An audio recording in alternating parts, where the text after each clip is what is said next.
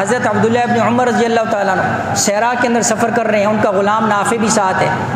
فرماتے ایک چرواہے کے اوپر نظر پڑی اور امتحان لیا اور اس کو کہا کہ تمہارے پاس کوئی بھیڑ کا گوشت نہیں ہے کہ ہم ذرا جو ہے نا جی اس کو کیا کریں، پکا لیں، کھا لیں۔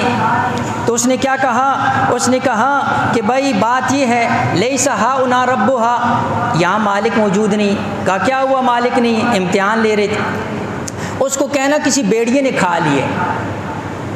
تو روایات کے اندر آتا ہے فرفع الرائی رأسہ الی السماء فقال این اللہ، فرمایا اس نے اپنا چرواہ ہے، ایک دیہاتی ایک عام آدمی ہے، صحرا کے اندر ہے، آسمان کی طرف سر اٹھایا اور فرمایا میں مالک کو تو اگر یہ کہہ دوں کہ بیڑیا کھا گیا ہے فَأَيْنَ اللَّهُ، پھر اللہ کہاں گیا؟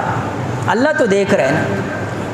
فرمایا ابن عمر رضی اللہ تعالیٰ عنہ فرمایا میں اس بات کا زیادہ حقدار تھا کہ میں یہ کہتا فَأَيْنَ اللَّهُ۔